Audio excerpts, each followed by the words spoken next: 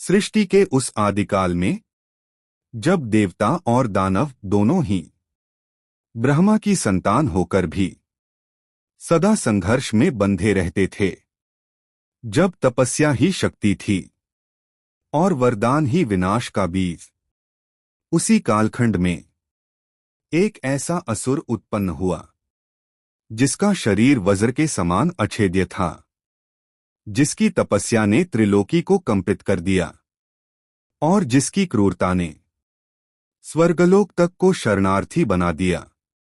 वह था तारकासुर। देवताओं की सेना पराजित हुई, इंद्र का सिंहासन डगमगाया, यज्ञ लुप्त होने लगे और मेरु पर्वत तक दानवों के निवास में बदल गया। तब देवताओं ने जाना कि यह युद्ध शस्त्रों से नहीं जीता जा सकता, यह संघर्ष केवल नेति से ही समाप्त होगा।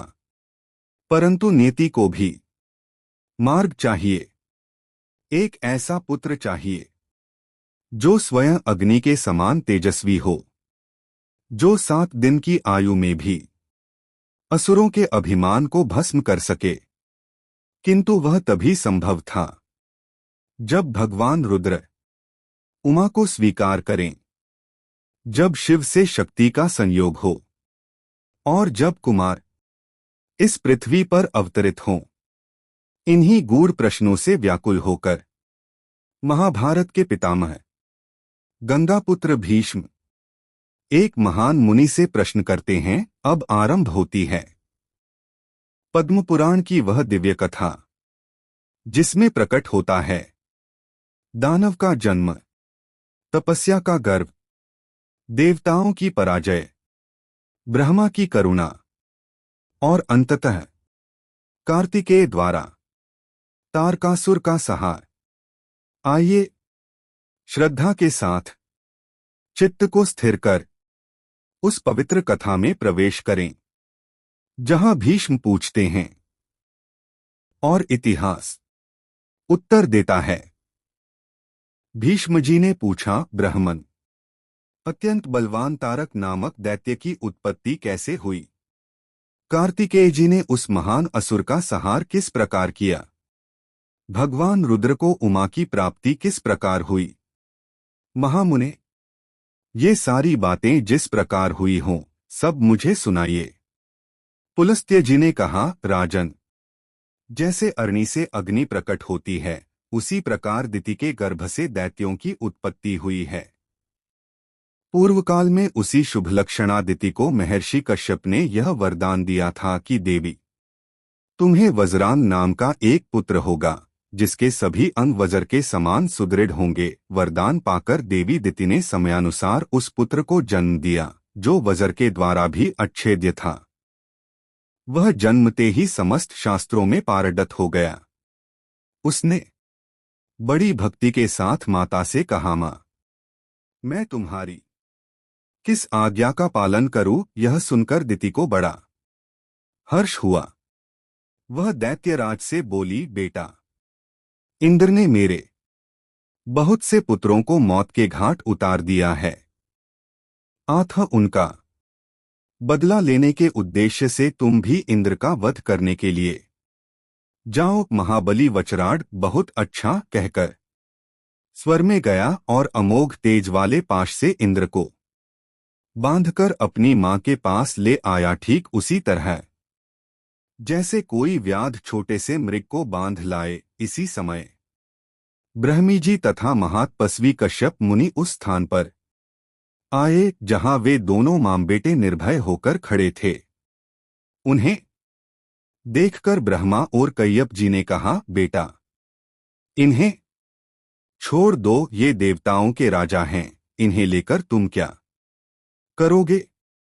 सम्मानित पुरुष का अपमान ही उसका वध कहा गया है।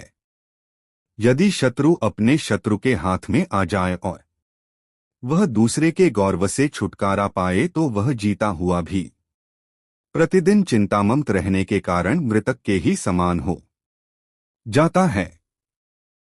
यह सुनकर वचाड़ ने ब्रह्मा जी और कश्यप जी के चरणों में प्रणाम करते हुए कहा, मुझे इंद्र को बांधने से कोई मतलब नहीं है। मैंने तो माता की आज्ञा का पालन किया है। देव, आप देवता और असुरों के भी स्वामी तथा मेरे माननीय प्रपितामह हैं, अतएव आपकी आज्ञा का पालन अवश्य करूंगा। यह लीजिए, मैंने इंद्र को मुक्त कर दिया। मेरा मन तपस्या में लगता है, आथ मेरी तपस्या ही निर्विघ्न पूरी हो। यह आशीर्वाद प्रदान कीजिए। ब्रह्मा जी बोले, वत्स, तुम मेरी आज्ञा के अधीन रहकर तपस्या करो, तुम्हारे ऊपर कोई आपत्ति नहीं आ सकती। तुमने अपने इस शुद्ध भाव से जन्म का फल प्राप्त कर लिया। यह कहकर ब्रह्मा जी ने बड़े बड़े नेत्रों वाली एक कन्या उत्पन्न की और उसे वज्राड़ को पत्नी रूप में अज्जीकार करने के लिए दे दिया। उस कन्या का नाम वराडरी बताकर ब्रह्मा जी वहां से चले गए और वज्ञाड़ उसे साथ ले तपस्था के लिए बनर में चला गया। उस दैत्यराज के नेत्र कमलपत्र के समान विशाल एवं सुंदर थे। उसकी बुद्धि शुद्ध थी तथा वह महान तपस्वी था। उसने 1000 वर्षों तक बाह ऊपर उठाए खड़े होकर तपस्या की। तदंतर उसने 1000 वर्षों तक पानी के भीतर निवास किया। जल के भीतर प्रवेश कर जाने पर उसकी पली वराड़ी, जो बड़ी पतित्रता थी, उसी सरोवर के तट पर चुपचाप बैठी रही और बिना कुछ खाए पिए घोर तपस्या में प्रवृत्त हो गई। उसके दारीर में महा तेज था। इसी बीच में 1000 वर्षों का समय पूरा हो गया। तब ब्रह्मा जी प्रसन्न होकर उस जलाशय के तट पर आए और वज्राड़ से इस प्रकार बोले, दितिनंदन, उठो, मैं तुम्हारी सारी कामनाएं पूरी करूंगा। उनके ऐसा कहने पर वज्राड़ बोला, भगवन, मेरे हृदय में आसुर भाव न हो, मुझे अक्षय लोकों की प्राप्ति हो तथा जब तक यह इहारी रहे तब तक तपस्या में ही मेरा अनुराग बना रहे।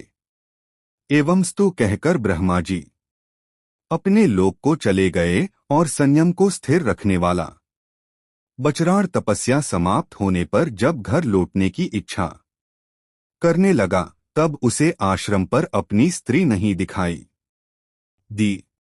भूख से आकुल होकर उसने पर्वत के घने जंगल में फलमूल लेने के लिए प्रवेश किया। वहां जाकर देखा, उसकी पतली वृक्ष की ओट में मुंह छिपाए दीन भाव से रो रही है। उसे इस अवस्था में देख दिति कुमार ने सांत्वना देते हुए पूछा, कल्याणी, किसने तुम्हारा अपकार करके यमलोक में जाने की इच्छा की है? बराड़ी बोली, प्राणनाथ, तुम्हारे जीतेजी मेरी दशा अनाथ की सी हो रही है। देवराज इंद्र ने भयंकर रूप धारण करके मुझे डराया है, आश्रम से बाहर निकाल दिया है, मारा है और भूरी भूरी कष्ट दिया है। मुझे अपने दुख का अंत नहीं दिखाई देता था, इसलिए मैं प्राणत्याग देने का निश्चय कर चुकी थी।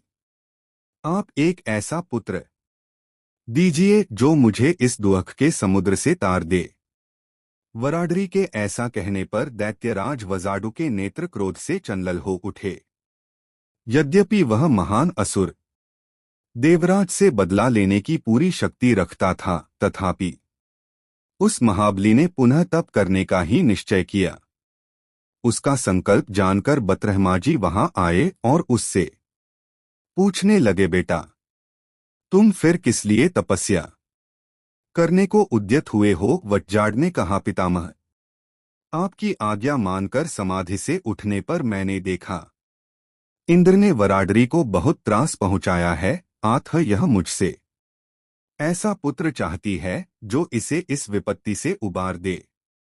दादाजी, यदि आप मुझ पर संतुष्ट हैं तो मुझे ऐसा पुत्र दीजिए। ब्रह्मा जी बोले, वीर, ऐसा ही होगा। अब तुम्हें तपस्या करने की आवश्यकता नहीं है।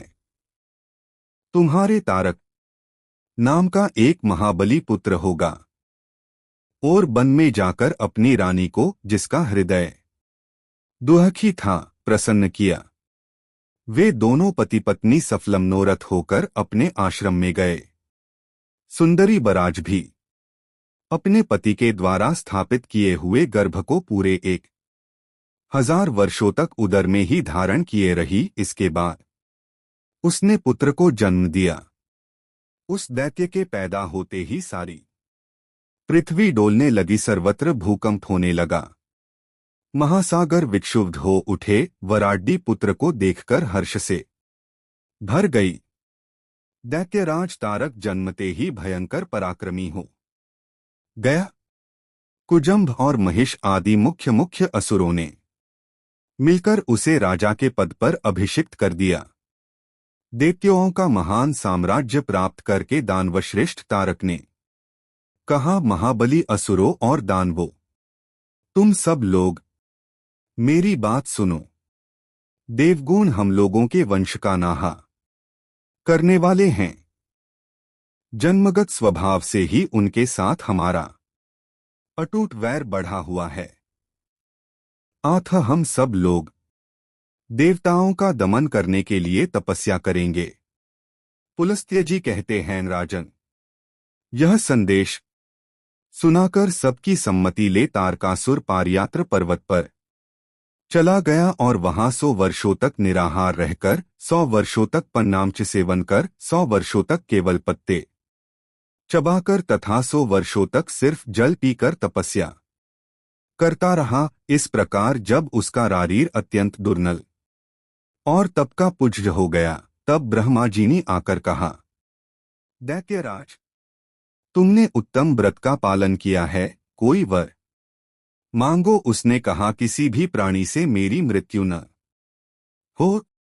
तब ब्रह्मा जी ने कहा, देहधारियों के लिए मृत्यु निश्चित है, इसलिए तुम जिस किसी निमित्त से भी जिससे तुम्हें भय न हो अपनी मृत्यु मांग लो। तब दैत्यराज तारक ने बहुत सोच विचार कर 7 दिन के बालक से अपनी मृत्यु मांगी। उस समय वह महान असुर घमंड से मोहित हो रहा था।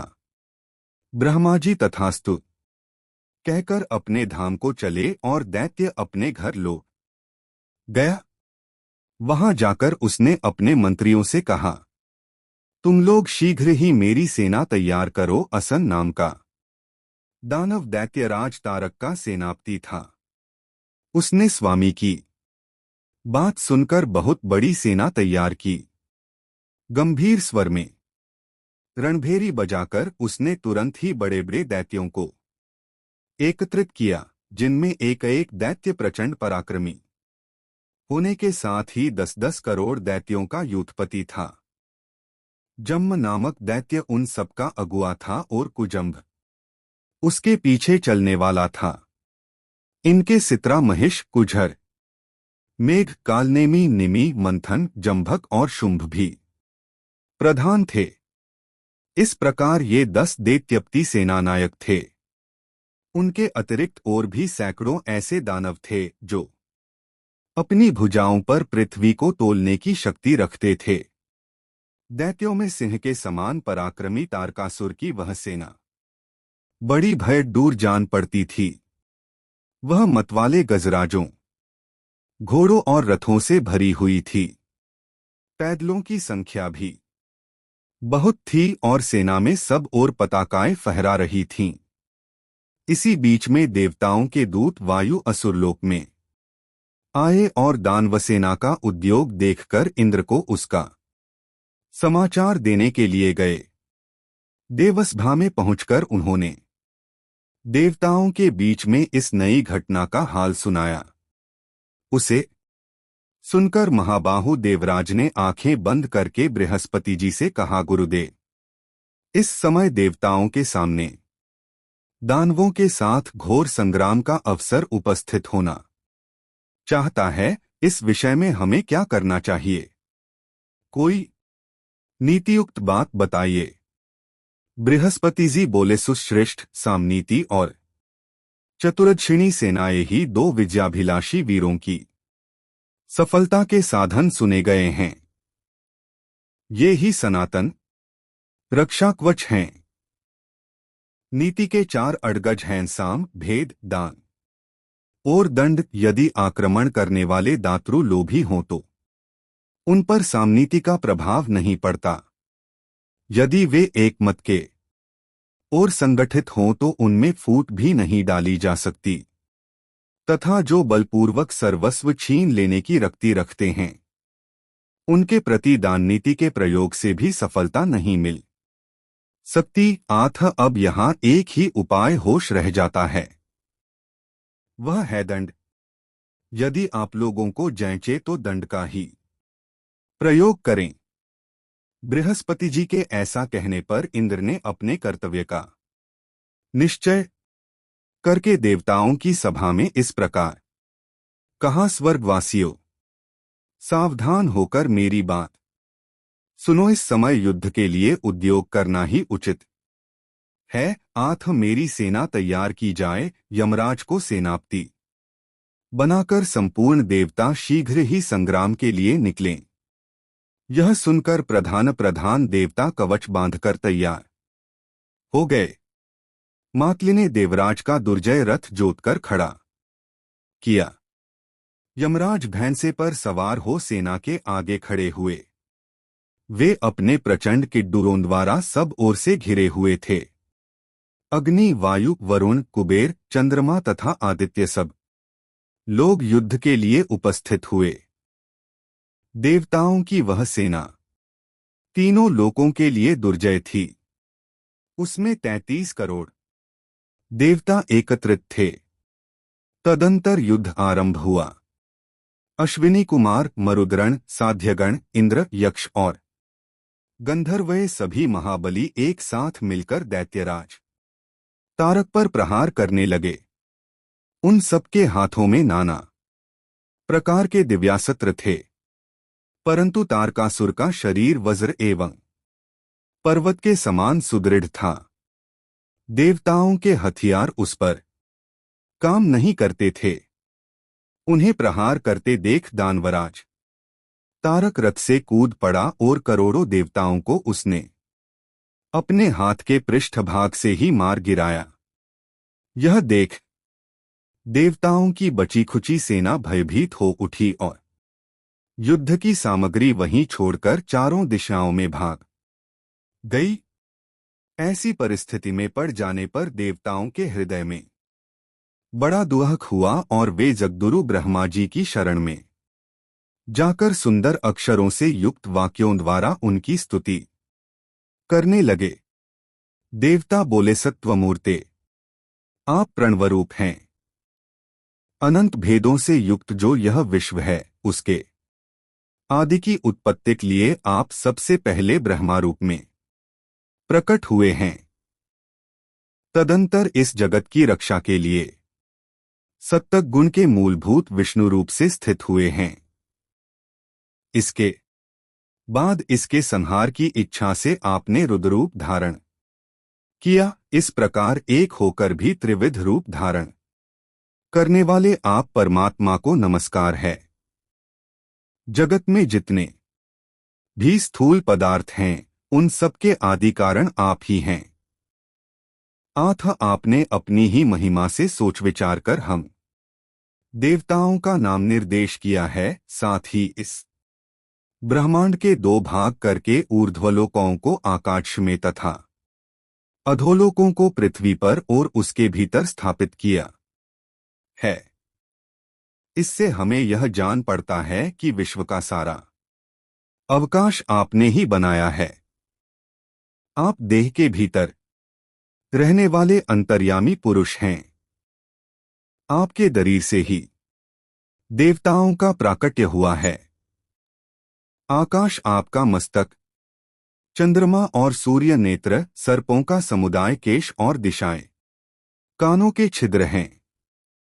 यज्ञ आपका शरीर, नदियां संधिस्थान, पृथ्वी चरण और समुद्र उदर हैं। भगवन आप भक्तों को शरण देने वाले, आपत्ति से बचाने वाले तथा उनकी रक्षा करने वाले हैं। आप सबके ध्यान के विषय हैं। आपके स्वरूप का अंत नहीं है। देवताओं के इस प्रकार स्तुति करने पर ब्रह्मा जी बहुत प्रसन्न हुए। उन्होंने बाएं हाथ से वरद मुद्रा का प्रदर्शन करते हुए देवताओं से कहा, देवगण, तुम्हारा तेज किसने छीन लिया है? तुम आज ऐसे हो रहे हो मानो तुम में अब कुछ भी करने की शक्ति ही नहीं रह गई है। तुम्हारी कांति किसने हर ली? ब्रह्मा जी के इस प्रकार पूछने पर देवताओं ने वायु को उत्तर देने के लिए कहा। उनसे प्रेरित होकर वायु ने कहा, भगवान, आप चराचर जगत की सारी बातें जानते हैं, आपसे क्या छिपा है? सैकड़ों दैत्यों ने मिलकर इंद्र आदि बलिष्ठ देवताओं को भी बलपूर्वक परास्त कर दिया है। आपके आदेश से स्वर्गलोक सदा ही यज्ञभोगी देवताओं के अधिकार में रहता आया है। परंतु इस समय तारकासुर ने देवताओं का साय विमान समूह छीनकर उसे दुर्लभ कर दिया है। देवताओं के निवास स्थान जिस मेरु पर्वत को आपने संपूर्ण पर्वतों का राजा मानकर उसे सब प्रकार के गुणों में बढ़ा चढ़ा यज्ञों से विभूषित तथा आकाश में भी ग्रहों और नक्षत्रों की गति का सीमा प्रदेश बना रखा था, उसी को उस दानव ने अपने निवास और विहार के लिए उपयोगी बनाने के उद्देश्य से परिष्कृत किया है। उसके शिखरों में आवश्यक परिवर्तन और सुधार किया है। इस प्रकार उसकी सारी उदंडता मैंने बताई है। अब आप की हमारी गति हैं। यों कहकर वायु देवता चुप हो गए। तब ब्रह्मा जी ने कहा, देवताओं, तारक नाम का दैत्य देवता और असुरस्प के लिए अवध्य है, जिसके द्वारा उसका वध हो सकता है, वह पुरुष अभी तक त्रिलोकी में पैदा ही नहीं हुआ। तारकासुर तपस्या कर रहा था। उस समय मैंने वरदान दे उसे अनुकूल बनाया और तपस्या से रोका। उस दैत्य ने 7 दिन के बालक से अपनी मृत्यु होने का वरदान मांगा था। 7 दिन का वही बालक उसे मार सकता है जो भगवान षड्डूर के वीर्य से उत्पन्न हो। हिमालय की कन्या जो उमादेवी होगी, उसके गर्भ से उत्पन्न पुत्र अर्ण से प्रकट होने वाले अग्निदेव को भांति तेजस्वी होगा। आथ भगवान षड्डूर के अंश से उमादेवी जिस पुत्र को जन्म देगी, उसका सामना करने पर तारकासुर नष्ट हो जाएगा। ब्रह्मा जी के ऐसा कहने यर देवता उन्हें प्रणाम करके अपने अपने स्थान को चले गए।